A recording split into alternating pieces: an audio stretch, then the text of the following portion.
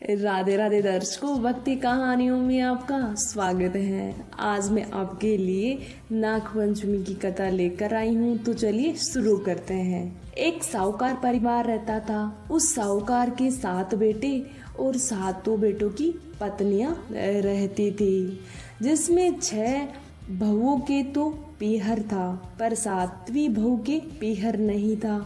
जब वह एक बार गर्भवती हुई तो उसके पीहर से घेवर नहीं आए। उसे घेवर खाने की इच्छा हो रही थी, तो उसने चुरा कर थोड़ा सा घेवर पानी भरने गई, तब ले गई और पेड़ के नीचे घेवर रख दिया। उसने सोचा पानी भरकर आराम से घेवर खाएंगे। पानी भरकर घेवर लेने गई तो वहाँ पर घेवर ही नहीं था। पेड़ के पास में एक बम्बी थी, उसमें एक नागिन रहती थी, वह भी गर्भवती थी। घेवर देखकर नागिन की इच्छा भी उसे खाने की हुई। उसने घेवर को खा लिया और सोचा कि साहूकार की बहू अगर गाली निकालेगी तो उसे मैं काट लूंगी, पर अगर कुछ नहीं कहेगी तो उसे बिन पीहर की को पीहर दिखा दूंगी। साहूकार के बेटे की पत्नी ने घेवर का टुकड़ा नहीं देखकर वो कहने लगी, बेचारी कोई होगी मेरी जैसी, सो ले गई होगी। अच्छा है। नागिन बहुत खुश हुई। उसने अपने बेटों से कहा कि वो इंसान के रूप में साहूकार के बेटे की पत्नी के भाई बनकर जाए और उसे यहाँ लेकर आए। नागिन के बेटे इंसान का रूप धारण करके साहूकार के घर गए और साहूकार की पत्नी से कहा कि हमारी बहन को हम लेने आए हैं, सो भेज दो। सास ने कहा, उसकी तो पीहर ही नहीं है, आप इतने दिन कहाँ थे, पहले तो आप कभी नहीं आए। नागिन के बच्चों ने कहा, बाई भी हमें नहीं पहचानती। बाई का जब जन्म हुआ था तब हम हमारी नानी के घर थे और शादी हुई तब हम परदेश कमाने गए हुए थे। वे लड़के बहुत सा गहना, कपड़ा और मिठाइयाँ अपनी बहन की सास और जिठानियों के लिए लेकर गए थे। नागिन के बच्चों की बातों पर विश्वास कर सास ने बहू को भेज दिया। बम्बी के पास पहुंचकर लड़कों ने कहा, बहन हम सांप है, तुम्हारा घेवर हमारी माँ ने ही खाया था, उसने तुम्हें अपनी बेटी माना है, इस नाते तुम हमारी बहन हुई। तुम हमारी पूंछ पकड़ लो, डरना मत। भाइयों की पूंछ पकड़कर बम्बी में चली गई। वहाँ बहन को भाइयों ने बड़े ऐशो आराम में रखा। वहीं उसके लड़का हुआ। जब उसका लड़का थोड़ा बड़ा हुआ तभी की बात है। एक पड़ोसन ने साहूकार के बेटे की पत्नी को कहा कि अगर तू तेरी माँ की इतनी ही लाडली है, तेरी माँ से कहना कि आज तो सांपों को दूध मैं पिलाऊंगी।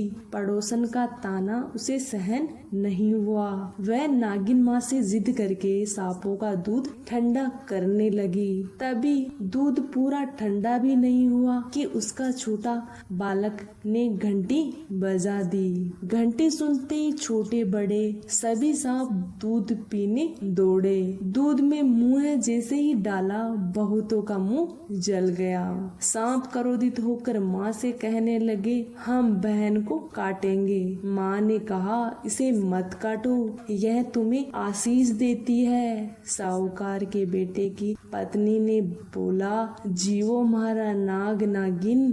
कुछ दिनों के बाद पड़ोसन ने फिर ताना मारा, तेरी माँ अगर तेरे पर इतना ही विश्वास करती है तो तुझे 7वें कोठे की चाबी क्यों नहीं दे देती। उसने जिद करके माँ से 7वें कोठे की चाबी ले ली। ताला खोला, देखा कि बांस नाग झूले में झूल रहा है। वो बोली, बाबा सत्सिया राम। फिर नाग बोला, तूने सत्सिया राम कर लिया, नहीं तो मैं तुझे खा जाता। उसने कहा, बाबा आप तो मेरे पिता हो, मुझे कैसे खा जाते। और बोली, जीवो नाग नागिन, जीवो बासुकी नाग, जीर्ण मारो लाड लडाया 9 करोड़ को हार। और नाग देवता ने उसको 9 करोड़ का हार दे दिया।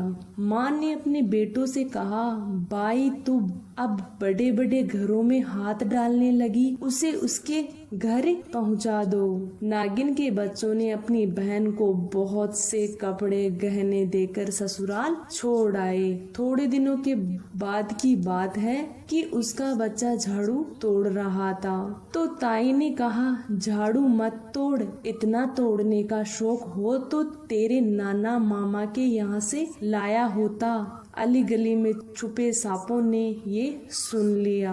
माँ से जाकर बोले। माँ ने कहा, 2 झाड़ू सोने की बनवाओ, 2 झाड़ू चांदी की बनवाओ और दे आओ। ताई ये सब देखकर जल कुड़ने लगी और सोचने लगी कि इसको जितने ताने मारते हैं उतना ही इसके धन बढ़ता है। छोटी जेठानी लकड़ी तोड़ने गई। वहाँ पर उसने सांप देखा। उसने सोचा कि सबसे छोटी वाली को भेजना चाहिए, सांप उसे खा जाएगा तो मुसीबत ही मिट जाएगी। छोटी बहू लकड़ी लेने गई तो सांप बैठा था। वह बोली, भैया राम राम। सांप झट से बिछिया दे दिया, पहनकर छम छम करती चली आई। जेठानियां ये देखकर जल कुड़ गई। 2-4 दिन बाद ही एक सांप देखा तो जेठानी ने सोचा कि पान लेने इसी को भेजते हैं। जेठानी ने सोचा